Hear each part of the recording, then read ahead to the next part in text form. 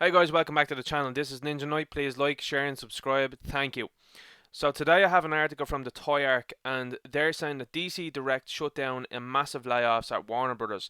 So news broke yesterday that Warner Brothers was closing a significant portion of DC Comics down, and there was a lot of firings yesterday within DC Comics. So unfortunately it looks like the merchandise aspect of it is going to go away. So we see here that DC Fandom takes place in just under 2 weeks. The event is set to be one of the largest celebrations of the DC Comics brand that has ever taken place. Excitement was running high, with promises of new trailers, new comic story arcs, new collectibles, and new castings for movies and TV shows. However, after today's events, the online convention is going to have a much different feel. I don't think it will. I think they're going to skirt this issue. I don't think they'll talk about it much. I think they'll focus heavily on the movies. They'll focus heavily on the TV series, I'd imagine. And I think that's what they're going to do at the DC Fandom. I don't think they're even going to mention this personally. I could be wrong though. They might do. Word is coming out that there has been a massive number of layoffs at Warner Brothers today. Nearly every division of the company has been hit hard, and DC Comics was no exception. Many talented folks at DC Comics have been let go, and the cuts may not be over. Now I'm going to cover that now in another video, the DC comic aspect of it. But I'm just going to talk about the action figure side of it here in this one. In the restructuring, DC Universe looks to be on the way out, with content being moved to other platforms such as HBO Max and the CW. So in other words, the DC Universe platform didn't do well. While much of the focus is on the print and digital versions of DC Comics, we're heartbroken to share the news that DC Direct has been shuttered in the layoffs. So from THR, also a victim of the layoffs, DC Direct, the company's in-house merchandise and collectibles manufacturer. The division has been shuttered after 22 years, another move that was rumoured when Warner Brothers Consumer Products began taking a more active role in DC merchandising. The toy and collectible division of DC Comics has been around for 22 years.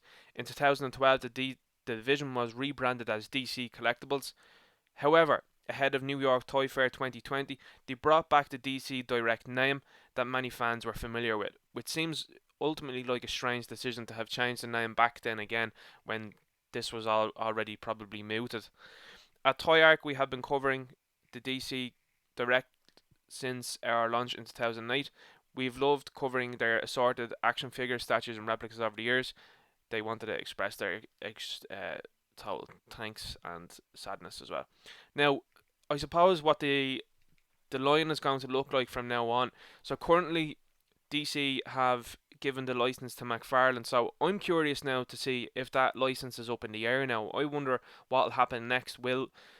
Will the license be revoked from McFarlane and given to someone else, maybe like Hasbro or back to Mattel?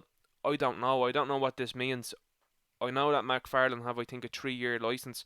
So what's going to happen? Will Warner Brothers ride the 3 years out with McFarlane?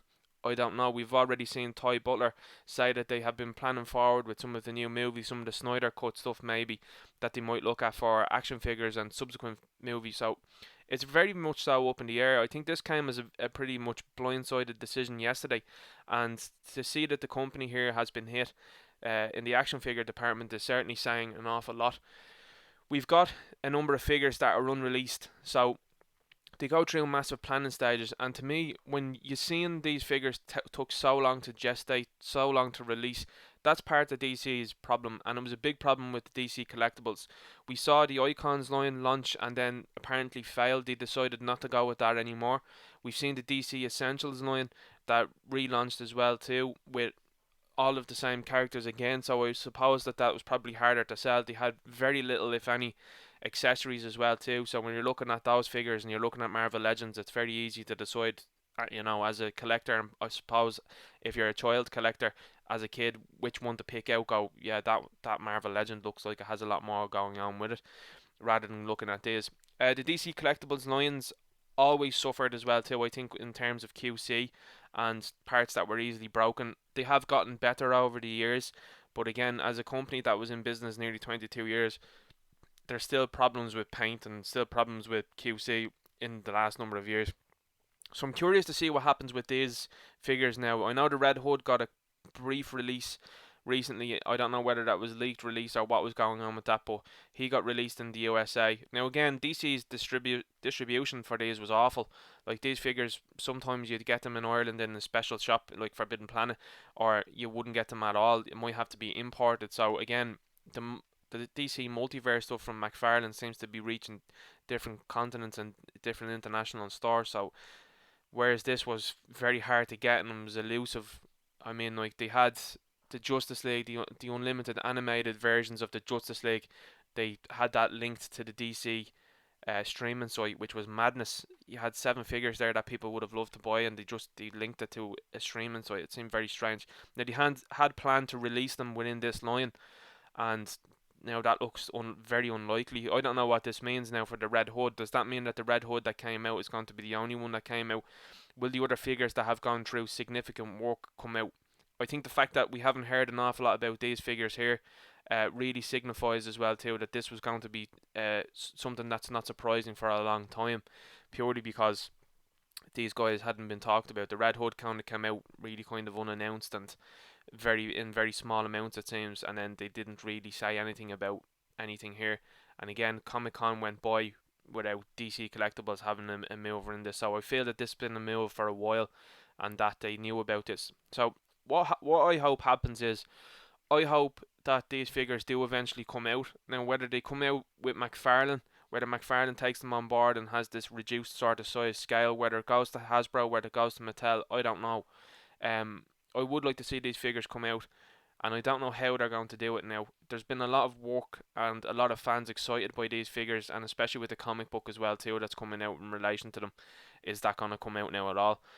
So I'd suggest people might want to pick this guy up because this might be the only way he's going to come along, and I'm not sure about these other guys. I do, like I said, I hope McFarlane picks them up, but again with McFarlane's scale, he wants 7 inch, so I mean that's a lot bigger than what they currently are. Is there a, an ability for him to buy these molds essentially, or buy what's ever been produced and then stick it into his DC multiverse line? I don't know. I think that would be the best thing for everyone, would be that McFarlane gets these molds or whatever figures are produced, and then he releases them. Then I know obviously it's different scale, but I think that would be the best thing going forward.